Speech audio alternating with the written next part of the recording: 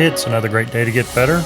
Becoming Undone is the podcast for those who dare bravely, risk mightily, and grow relentlessly. Join me, Toby Brooks, as I invite a new guest each week to examine how high achievers can transform from falling apart to falling into place. Finding our way in life can oftentimes be a difficult thing to do. Somewhere mixed between our passion, our opportunities, our skill set, and our purpose is what author and speaker Ryan Lee characterizes as our sweet spot. Oh sure, maybe you inherited a massive business from your family and you're good at running it, so it hits on the opportunity and skill set part of the equation. But if it isn't something you're passionate about and it doesn't align with your purpose, it will always feel somewhat unfulfilling.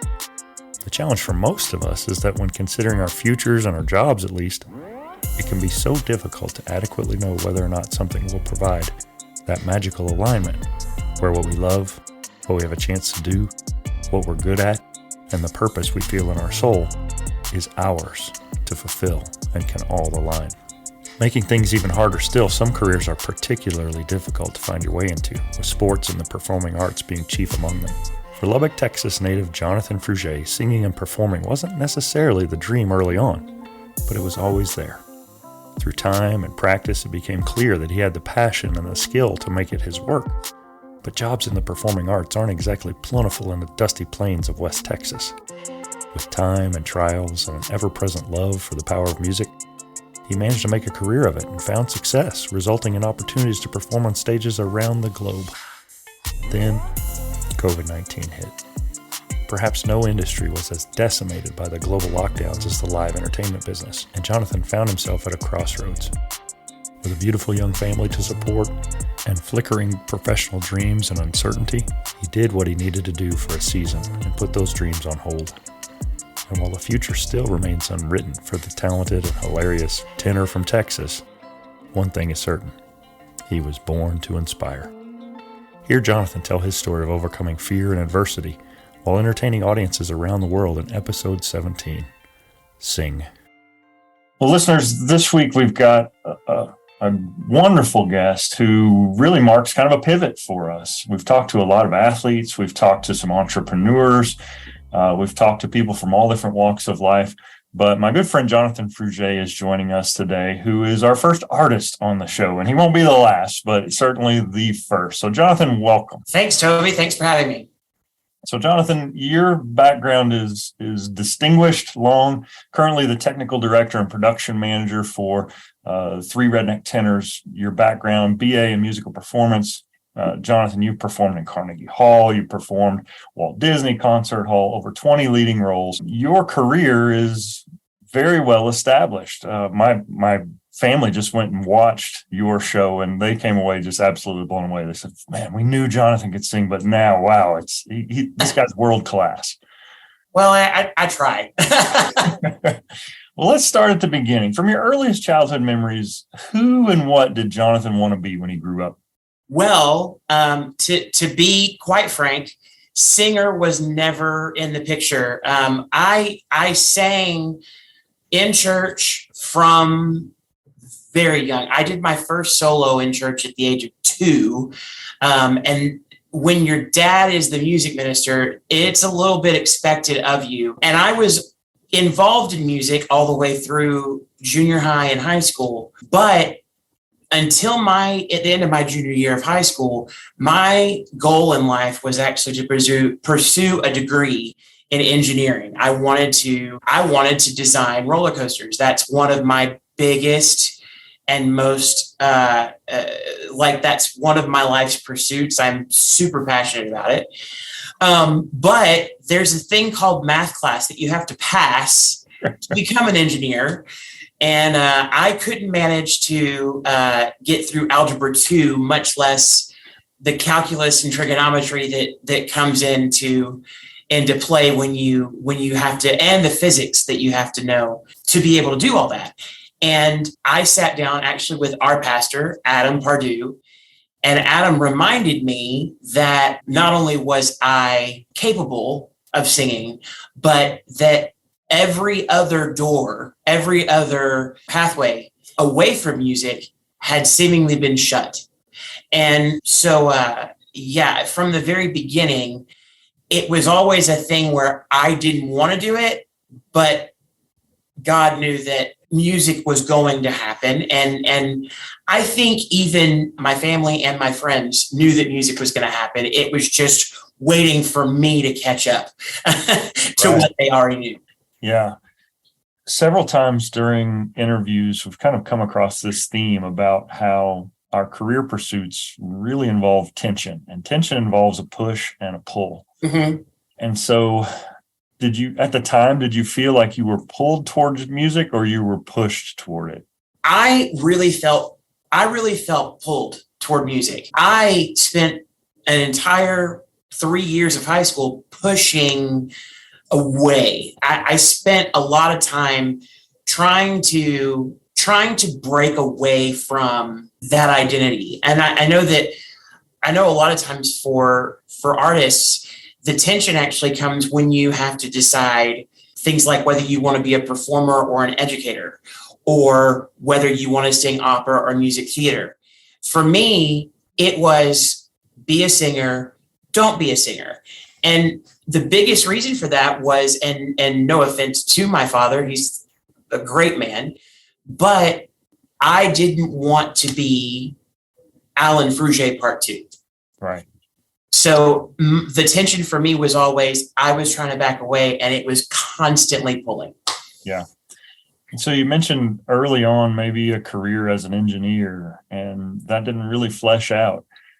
At that age, did you view that as a failure, or were you wise enough to recognize that this is just part of the learning process and I don't have to have it just right?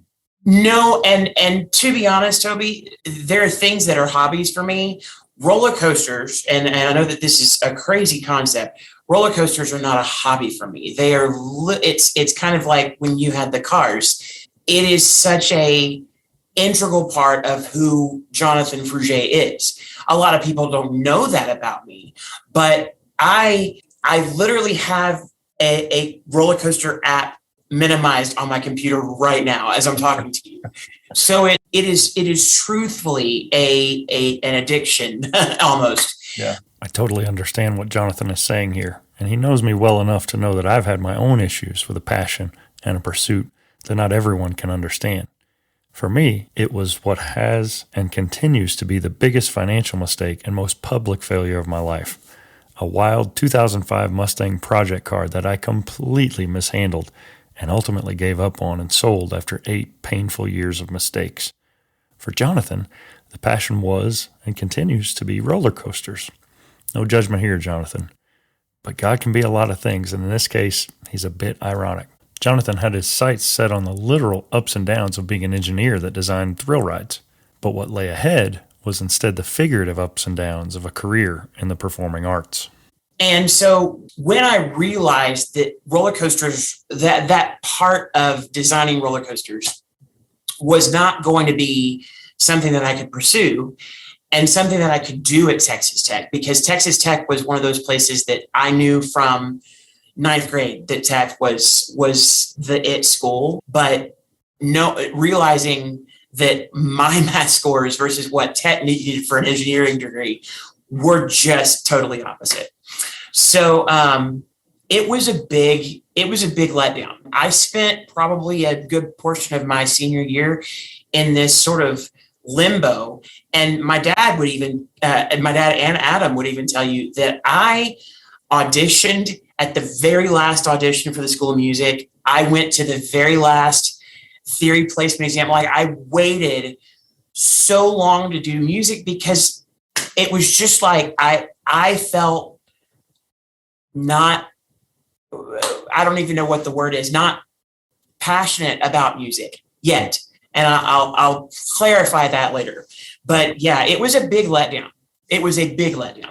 Yeah. I think especially at that young age, it's really difficult to process how a failure in some ways, I mean, you could define that in many different ways, but lots of times for me, at least, if I don't meet a standard, I view that as a failure, and all failure is bad. And the whole point of this entire movement and this message is to recognize that failure is part of the process. It's not something to run away from. It's something that we embrace. Like, I love the children's animated movie Meet the Robinsons, where they celebrate when they fail, right? Yeah. And that's such a powerful shift. But as you're talking, I'm thinking how fitting it is for a guy who loves roller coasters to embrace a career in the arts, because such a roller coaster, it's not a 9 to 5 with Yes. a steady paycheck. Like it is ups, it is No. downs. No. And I also think too, there was a period of time where and education, thank goodness, is on a pace to change. But when I was coming through high school, teachers were not taught to use specific language with students, and they were basically allowed to iterate whatever they were feeling. And I can't tell you the number of times that a math teacher or a science teacher looked me square in the face and basically said, "You're dumb." And I don't mean that as they were right. They were absolutely right. But it is one of those things where I felt down about the coaster thing. And then really there was nobody building me back up. And what ended up happening is music was what built me back up. Right. So you audition late, you enter the program. I've certainly heard you sing now. All artists grow, but obviously you had a capacity for it. I mean, you've sung your entire life and you've grown up in a musical family. What was that first year or two at Texas Tech like, where you're pursuing music full time for the first time in your life? The first year was a nightmare, and for no other reason than the first year of college for me was spent breaking all of the habits that I had learned throughout high school. I was a double threat, if you want to say that. I did both band and choir, and the great Dr. Toby Brooks can relate to being the band nerd. I was total band nerd. I was also a total choir nerd. And so because of that conglomeration, I developed some really horrible habits for a classically trained professional singer. And so I spent the first year at Tech really breaking down these little bitty pieces of my voice and then rebuilding them. And at the end of my first year at Tech, I had a very important decision to make. And that was, do I keep pushing on to my sophomore year? And at Tech at the time, your sophomore year was a barrier. So you had all of the performance majors had to pass your sophomore barrier to continue on as a vocal major. And basically, even though you had a jury in December, your sophomore year was this umbrella effect. And my sophomore year, I struggled through theory, and I struggled through all of my core classes, but I had choir 4 days a week. And then in my sophomore year, I actually added a 5th day a week in the Magical Singers. And being in a community of singers, being in we were talking about tension earlier. This is where I started feeling tension from two other sources that weren't me. In high school, I really feel like that I was the source of one end of the tension and the music was the source of the other. In college, it became voice teachers and my choir director. And they wanted me to do this thing. My choir director needed me to do this thing. And my sophomore year was the first year that my choir director came to me. He emailed me. He called me. He sat me down and he said, "I need you in my tenor section." Well, nobody had ever said, "I need you for this." There's power here, my friends. I feel like so often, too often, we go about our days doing our jobs as best we can. And while I can't speak for others, I know that there's a real vulnerability that I'm usually not willing to expose in telling someone that I need them. However, in this instance, and I'd venture to say in many similar circumstances for the rest of us, that was exactly what Jonathan needed to hear here. To be allowed is one thing. To be welcome is another. But to be seen and needed, That's an awesome thing for anyone feeling their way through the darkness, trying to discover their purpose. And the lesson here is simple. Don't be afraid to tell someone that you need them. You just might impact and inspire them in exactly the way they need in that moment. And so you talk about pull. That was the biggest pull ever. And my sophomore year, I decided that in there that I was going to do as many choirs as I could, no matter what anybody told me. And I think that was the biggest growth that I experienced at Tech, was being in those choral ensembles. Sure. I grew as a vocalist no matter what, but there was something about the power of community. And it's very, very similar to being a football player on a team. You grow as a team. And it's the same with choir. We grew as choir. Yeah. And Carnegie Hall and Walt Disney Hall and the Meyerson Center and the Gonzalez Convention Center in San Antonio and all these venues, I performed as part of the Texas Tech University Choir. And listen, that's why it's the first thing on my resume. When I'm listing my credits, it's like Tech Choir. And so the first 2 years of Tech was the first year I was just breaking down everything. And then my sophomore year was this gigantic, just forcible pull into that world of choir. Mm-hmm. And so this is probably the first time in your life where you're thinking, like, this isn't just something I'm good at. This is my career. What did success look like to sophomore in college, Jonathan Fruge, down the road? Well, the first thing was his sophomore year, I started being recognized for what I brought as a solo artist to the community of singers. So it's like getting named first string quarterback. It's that idea of, I deserve to be in this ensemble, but now I'm lifted even higher. And so sophomore year was the first year that I started getting major solos, not just little inkling kind of solos, but we're talking full on. I had a Messiah solo in my sophomore year. I sang an entire role with the Lubbock Chorale in a concert version of the HMS Pinafore.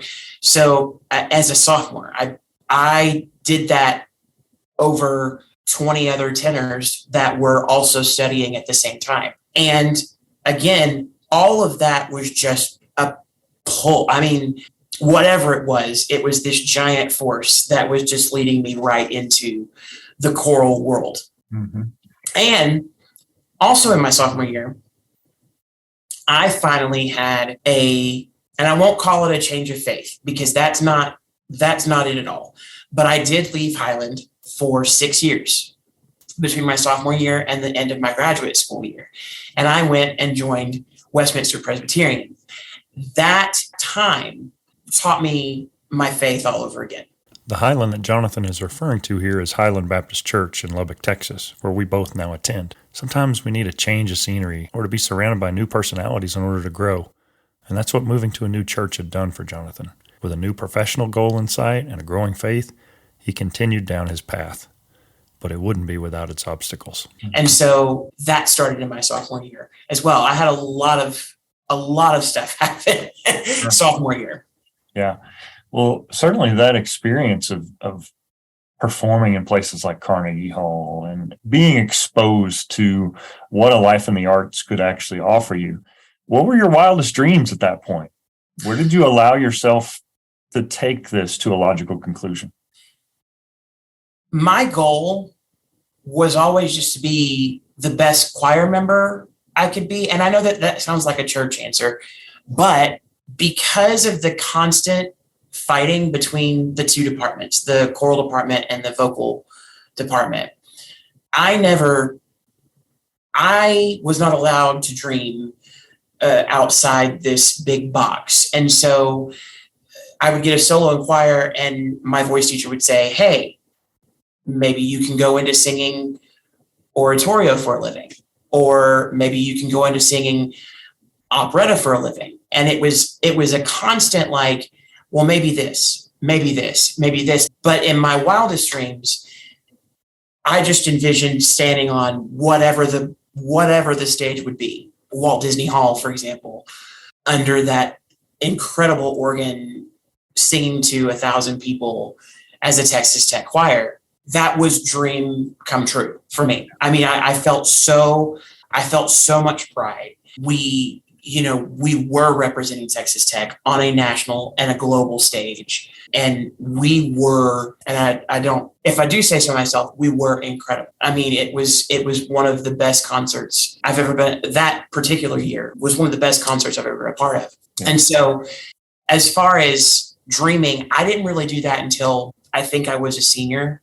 And I think a lot of that had to do with the curriculum. I think when you're ensconced in that curriculum and you know this as a professor, you have no you have no time. You have no brain power outside of that. So I think I really started to let myself imagine what a future would look like once I finished my senior recital. Right. I remember, I believe it was shortly after COVID, we were talking. We hadn't known each other very long, but Brennan had just announced that she was not going to pursue an English degree, which was the safe, mm-hmm. I think she would tell you she never really wanted English. It was just, she couldn't think in her mind how she could make music work. Yeah. And you said, I've always been able to pay the bills singing ever since, up until COVID. Yeah. So you graduate. At that point, what's it look like for you? Well, I graduated in 2009 in August, and the summer of my graduation, I was desperately trying to pick up the last little pieces of my core classes. So, like, I went to South Plains and took English classes and things like that. What ended up happening is I got involved with Moonlight Music.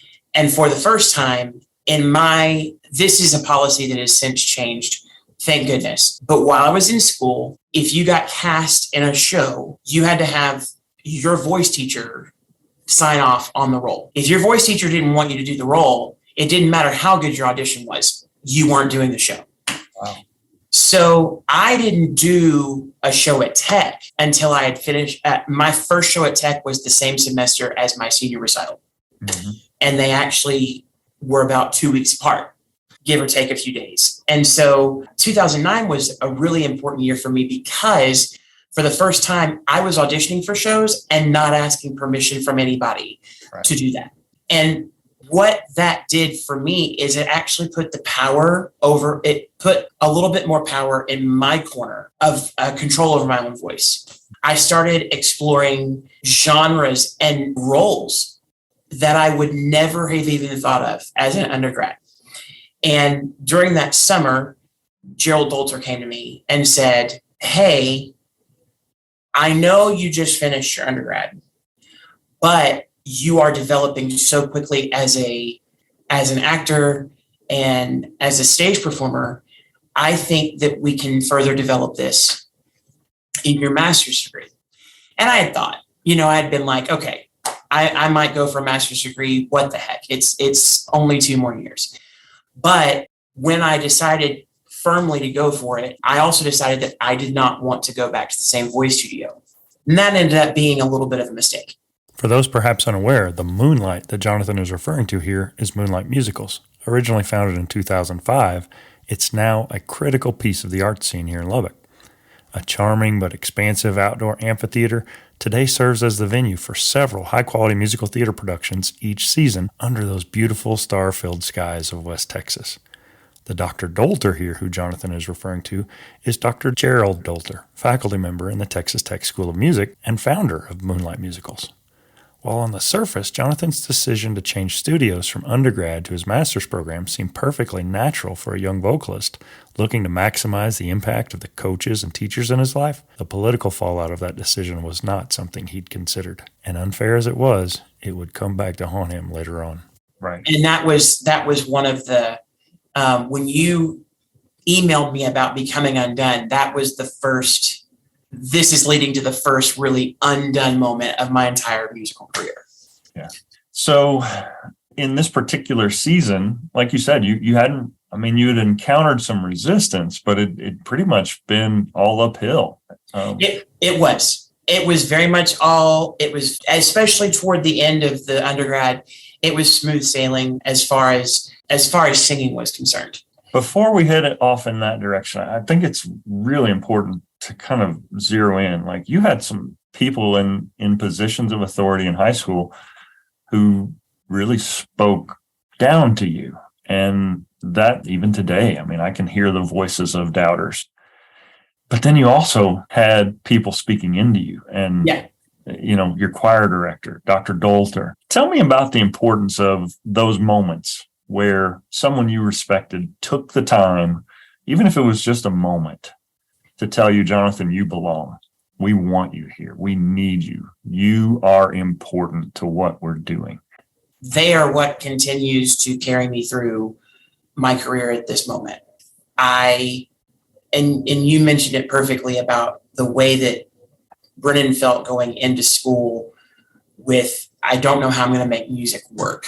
I didn't know how to make music work. I just knew that music was the only option I had.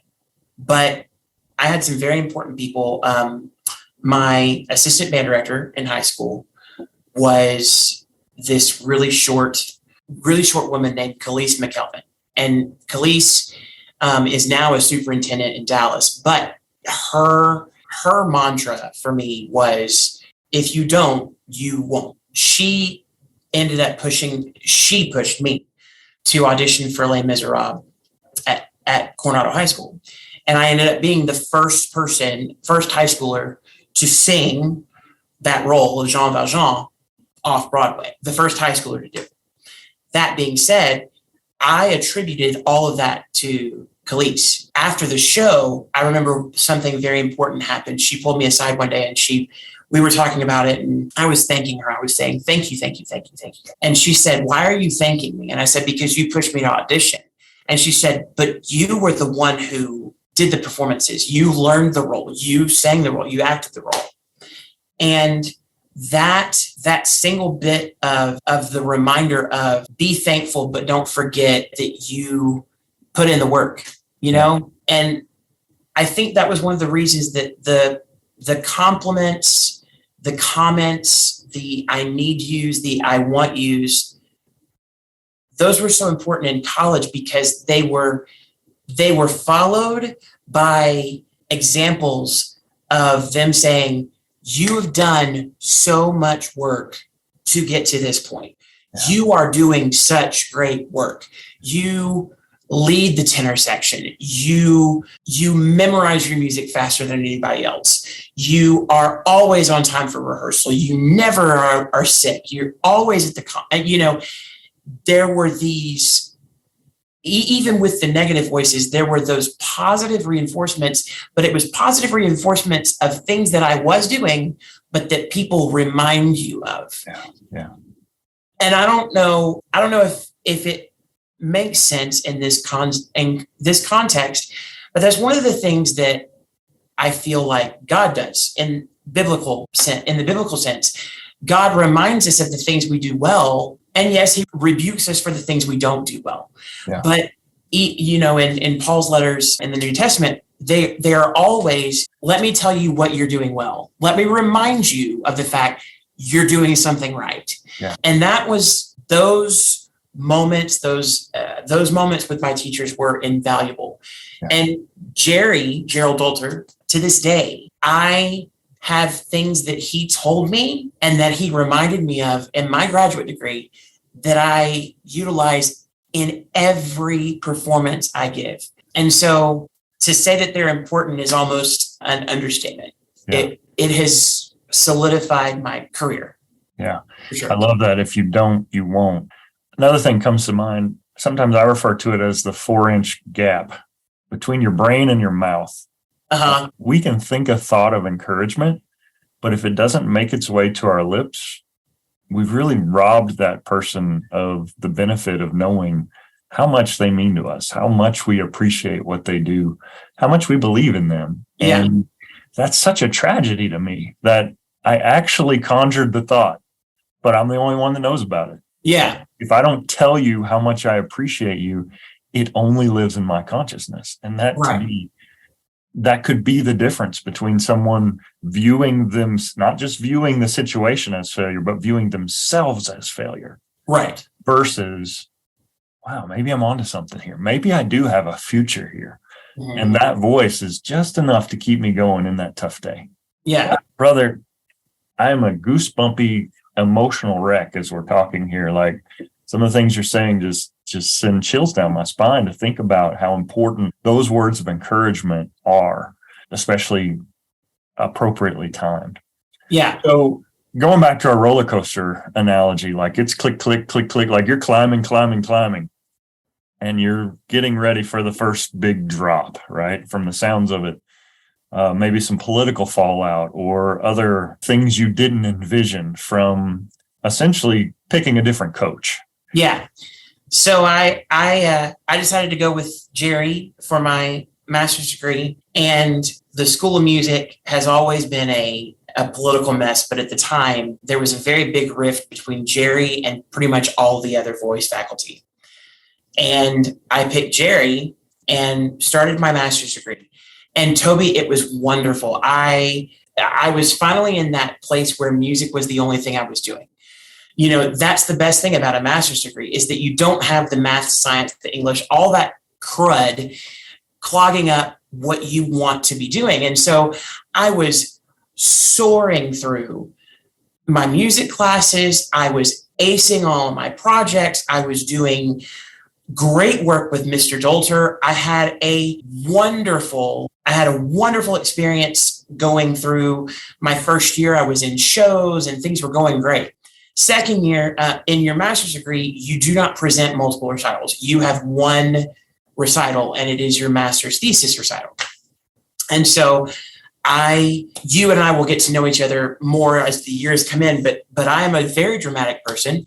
And so I came up with an idea that I was going to have Halloween in Paris. And so I scheduled my master's recital on Halloween night. The whole thing was in French. It was top to bottom of Mr. Dolter and I picked one of, and still to this day, it is one of the hardest recitals any master's student has ever presented. And I'll tell you one of the reasons why. It had nine opera arias on it. You don't sing 9 arias in an opera by itself, much less, and much less all of the other art song and stuff that I put in there. And I worked my tail off for that recital. And I hired the best pianist and I did all the things. And one of the things that they do at Tech is at your master's degree recital, every voice faculty member had to be there. Well, there was a windstorm because Lubbock, and then 2 of the voice faculty were affected by the wind, and then 2 of the other voice faculty did not show up. So I had Mr. Dolter and one other teacher, and they failed me on my master's degree recital. I had spent that was the culmination of 18 months of solid practice and preparation and learning and memorizing and nuancing and all this stuff. And in the master's recital program, you do not get a grade. You get either a pass or a fail. There is no A, B, C, D, whatever. And Monday morning after my recital, my recital was on a Sunday night. So the very next day, Mr. Dolter sat down with me at my lesson and he had me sit down in a chair. And of course, this is the drop. I mean, we've already fallen off the top of the roller coaster. And for me, I didn't know at the time, but I have a mental disorder and I was spiraling way out of control. And so the last thing that needed to happen was Mr. Dolter to sit down with me in that moment, because he's not a therapist and should never be a therapist. But he sat me down and said, I want you to know you did nothing wrong. And I was like, what? How do you say that? But then he said, they failed you because of me.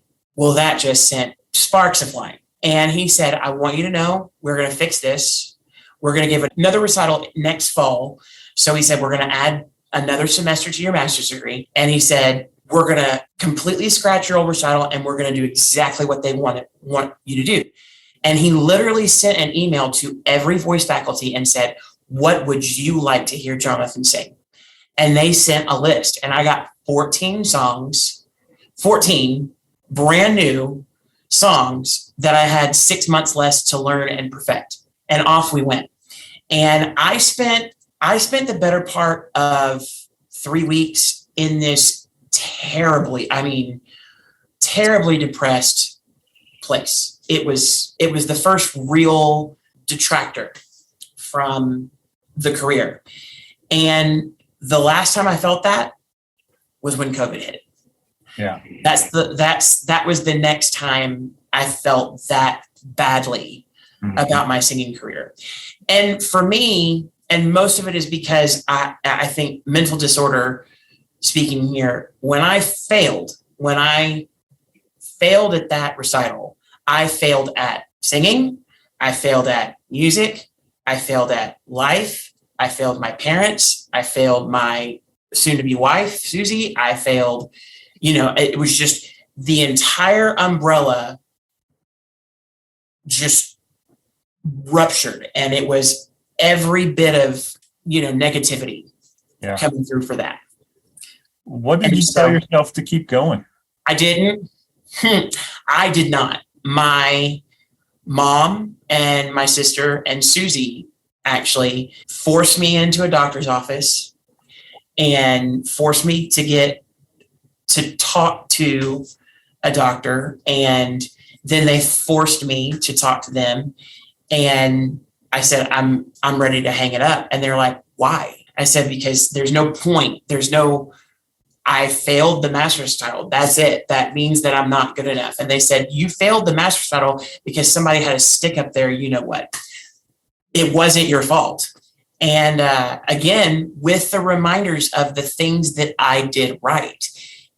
I had friends at school when I went back. I took about 3 days off from school. And when I went back on Thursday, they were flabbergasted that I failed the recital. They were like, you should have passed the recital on the virtue of what you brought into the recital alone, much less singing it proficiently just to make it through the recital.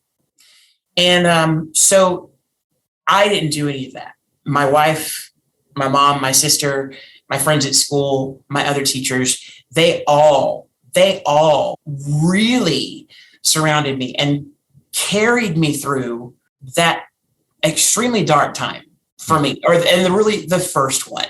Right.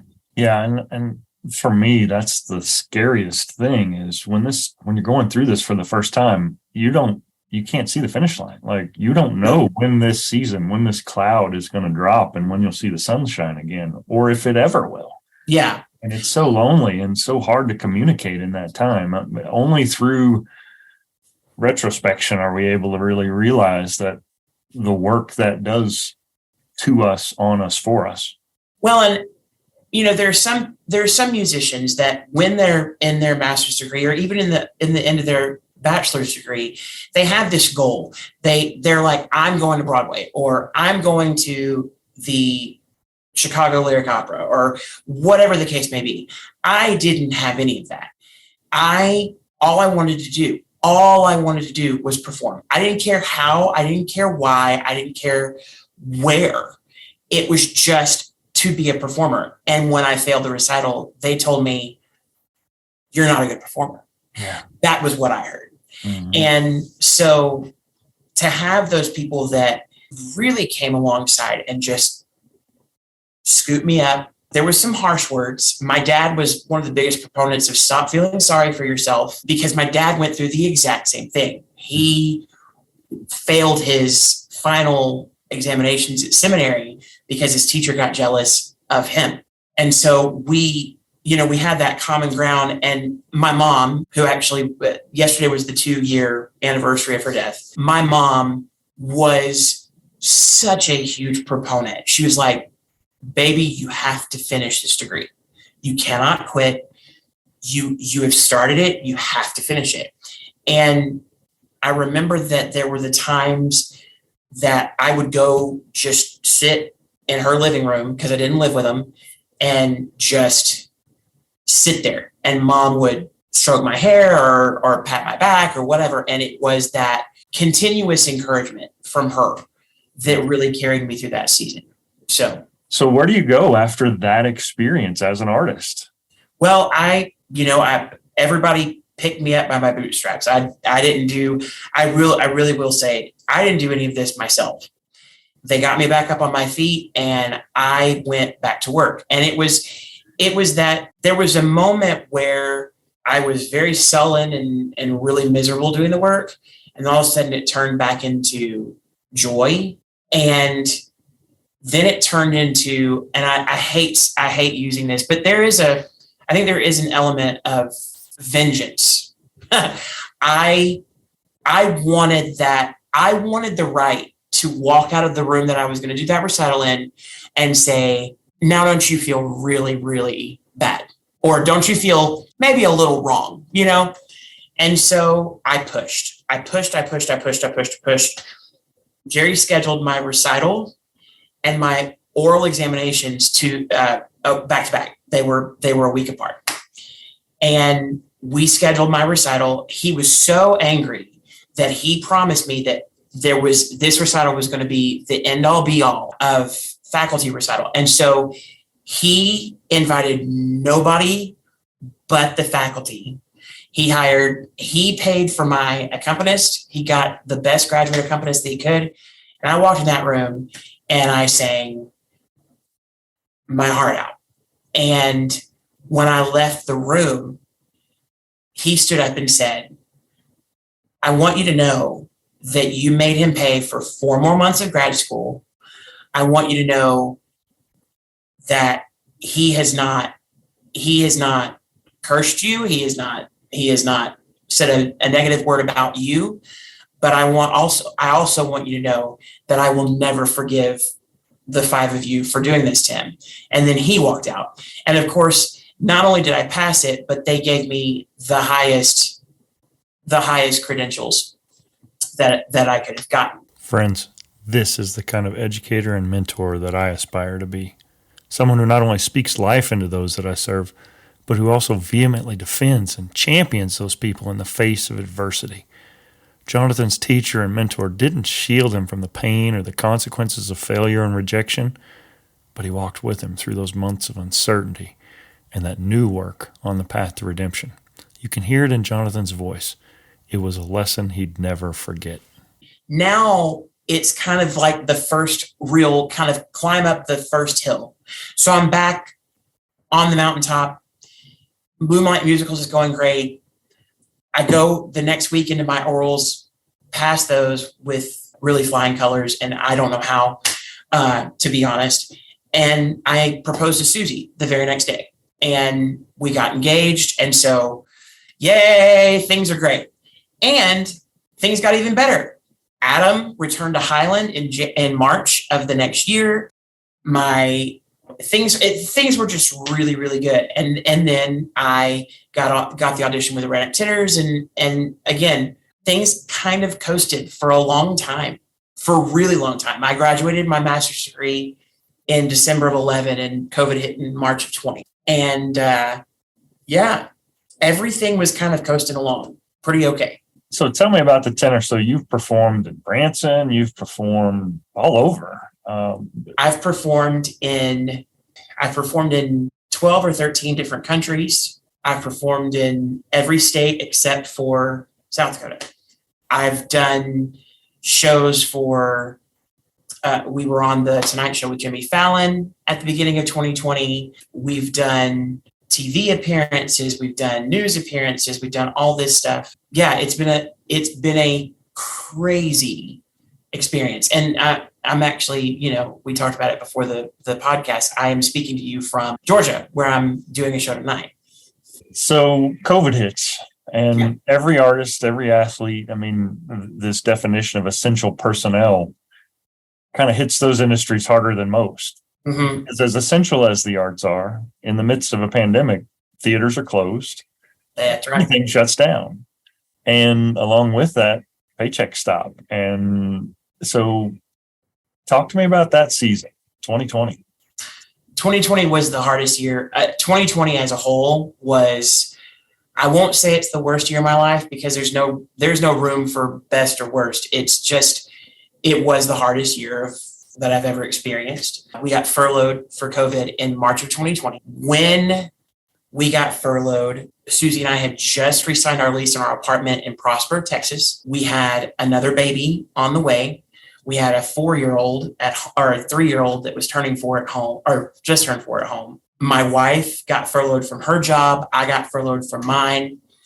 And because of our tax bracket, because of the pay that I had received for 3 redneck tenors, we were not eligible for the first round of help assistance. So both of us went to work for a Kroger there in Prosper. And we, for 8 weeks, when she was at work, I was at home with the girls. And when I was at work, she was at home with with Charlotte.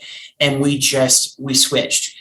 She and I rarely saw each other because she would come home at like 11 o'clock at night and I would go in at 5 a.m.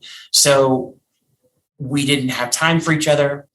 And I called it the boiler room of seasons, because the pressure just built and built and built. And at the time, again, didn't know what my mental disorder was, but I was taking a prescription that was, I was taking medicine prescribed to me by a doctor there in Dallas. And when COVID shut down, his office shut down and I couldn't reach him to get a prescription filled. And so all of a sudden, about 7 weeks after everything shut down, I no longer had medicine. And I did pretty okay. I kept working. I kept doing what I was supposed to do. I kept doing what they needed me to do. And the guys had gotten, and this is not anything against them, but they were able to get the payroll protection loan. But because I was contract labor for them, I was not eligible to receive any of that money. So they helped me where they could, but it just wasn't available. Yeah. And June 27th, I got off of work and I had a hard day, went and picked Charlotte up at daycare. And as 4-year-olds do, she pushed a button that needn't be pushed. And I totally flipped out. And I ended up being taken to an urgent care and then ended up being admitted to the hospital. And I was in the hospital for a week. That happened to be the week before Shirley was born. Wow. So I got out of the hospital on Sunday. She was born on Monday. And it just, there was this feeling of being really low and then these little pops of highs. Yeah. And then my grandfather died in October and then was followed by my mom in December. And so 2020 just took this incredibly steep nosedive. And all the while, I wasn't performing. Right. I think in 2020, between March and December, I think we did 4 shows total.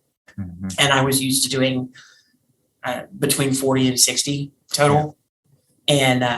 And it tanked. I mean, it just absolutely tanked. And like I said before, the feeling that I felt when I failed my recital was the exact feeling that I started getting in 2020. My whole identity, my whole existence, in my opinion, was tied up in singing. And now, not only was I not singing for the 3 redneck tenors, I wasn't singing anywhere.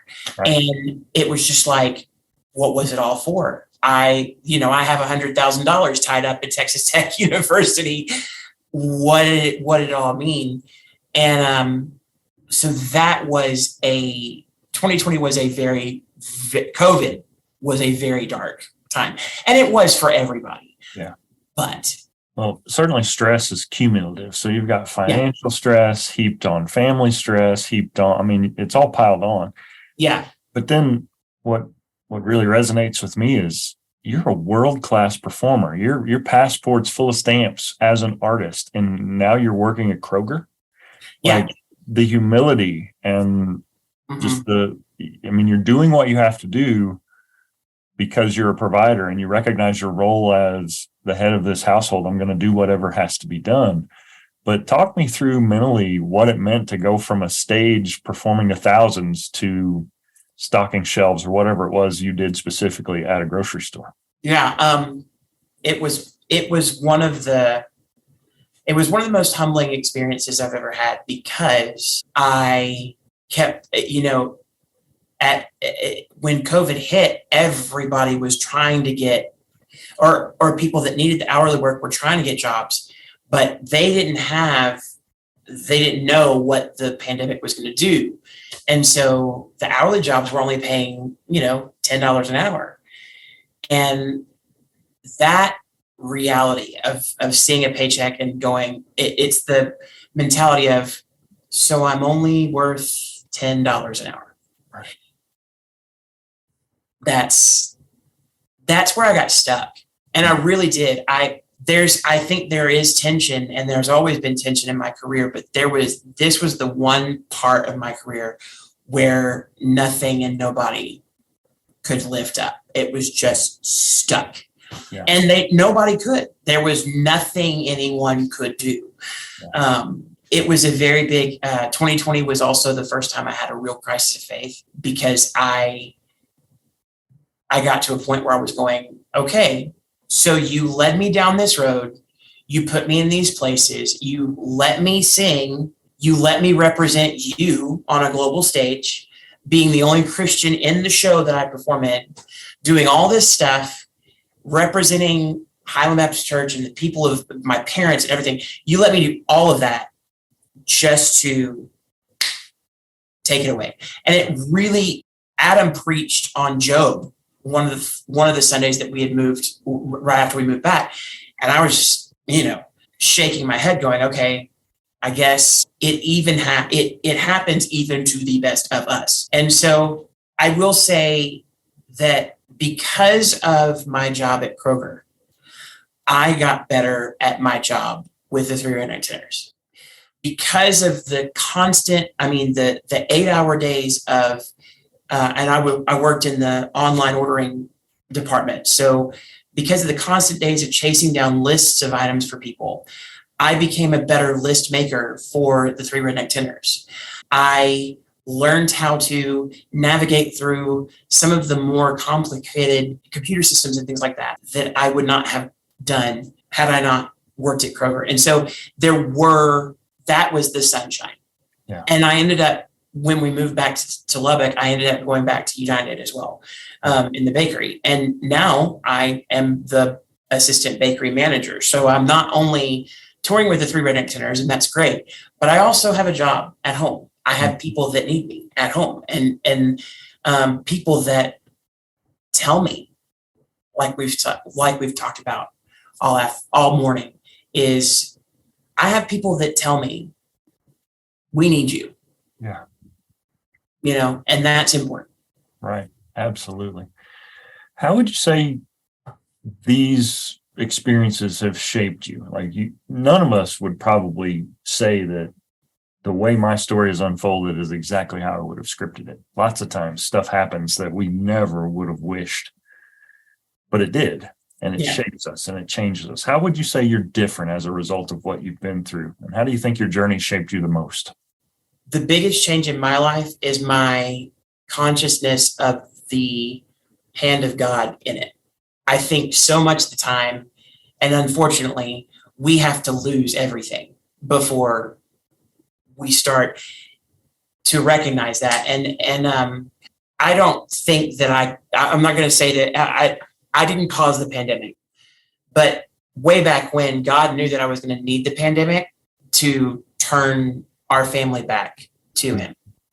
We had stopped going to church because we just didn't like any in Dallas and all of that stuff. And because of the pandemic, we ended up back in Lubbock. We ended up back at Highland. We ended up with our girls learning from Miss Christie, because she's awesome. We ended up meeting new folks like you and Christy and Aaron and Bo and all these folks that have suddenly become family. And I know I didn't cause the pandemic, but I also know that God knew the pandemic was going to change my life for the better. Yeah. And it's taken 2 years, but I see that it indeed was for the better. So. For sure. What advice would you give maybe that Jonathan that figured out engineering's not for me, I'm going to do this music thing? You get to sit him in a comfy chair in the lavishly appointed music building at Texas Tech. That's sarcasm for those that don't know it. What advice would you give him? The mold dome. The biggest advice that I have for anyone going into any career, you have gut feelings for a reason. And if you're a believer like I am, those gut feelings come from the Father. And that gut feeling of you're supposed to pursue music is why I'm sitting here. I don't know where I would be if I hadn't pursued music. I certainly wouldn't be married to Susie. I may have gone off to school some ungodly place. I wouldn't be a Texas Tech Red Raider. I would not have met any of the people that have molded and shaped and made me who I am. But the most important thing is stick to your guns once you make that gut decision. Paul says that you cannot be lukewarm. You either have to be hot or cold. It's the same with a career. It's the same with a degree in school. It's different I love how people are going to be like, but Brennan switched schools. Yeah, but she didn't switch majors. Brennan made a decision to make her career that much better. Brennan is one of my role models right now. Don't tell her that. I didn't tell her, Jonathan, but you did. But it's so important that you stick to your guns. Don't give up. Don't let the naysayers and the things. And I know that's, we hear that in music lyrics and all over the place, but there's an intrinsic quality to, you will not get better if you don't commit. You won't finish. You won't complete your degree. You won't complete your career. You won't do it if you don't commit to it. And sometimes it is just the biggest giant leap of faith, and you just go for it. You have to go for it. And I'm doing that even right now. I took the job at United because I had to go for it, but I'm also out here because I need to perform. And so right. It's been a wild ride. Last question. Yeah. Let's get of everyone. What for Jonathan Fruge remains undone? Jonathan Fruge wants, there's a couple of things that I want to do. The first thing is I want to see both of my daughters go to college. That's very important. My sister and I are 2 out of 12.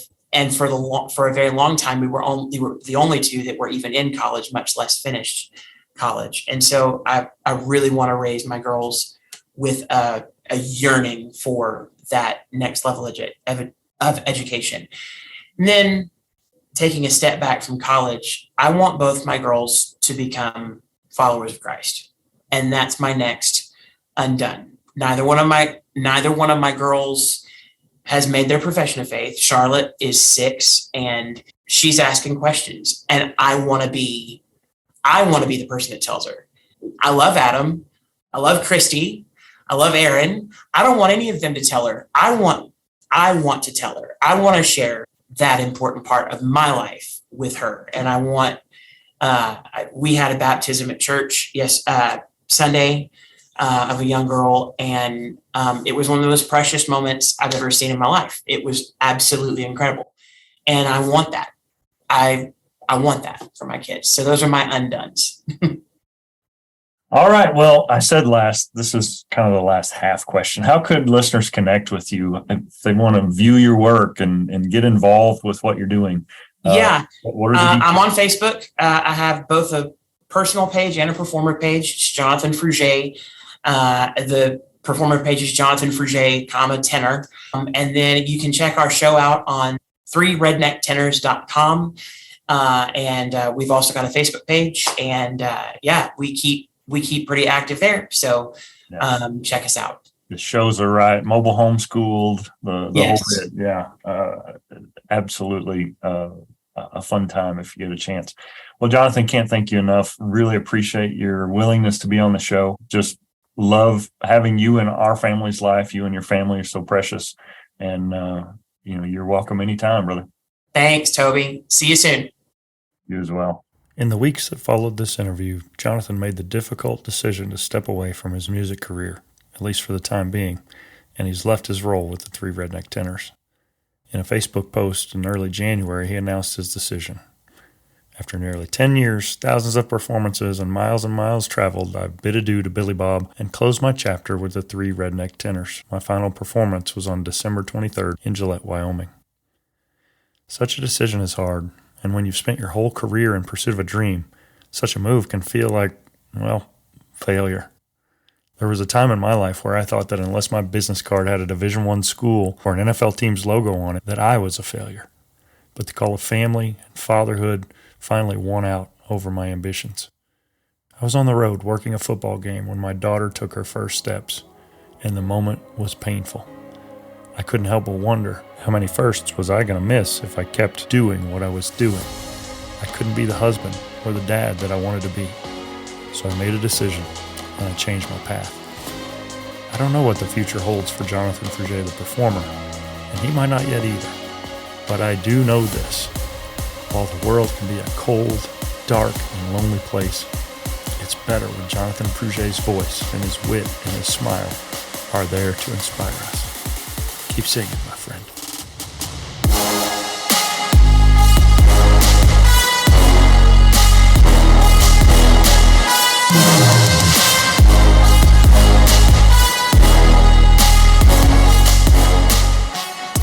Becoming Undone is a Nitro Hype creative production, written and produced by me, Toby Brooks.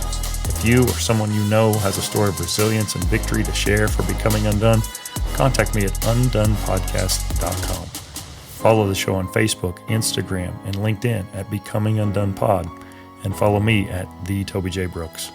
Listen, subscribe, and leave us a review at Apple Podcasts, Spotify, Stitcher, or wherever you get your podcasts. Until next time, my friends, keep getting better.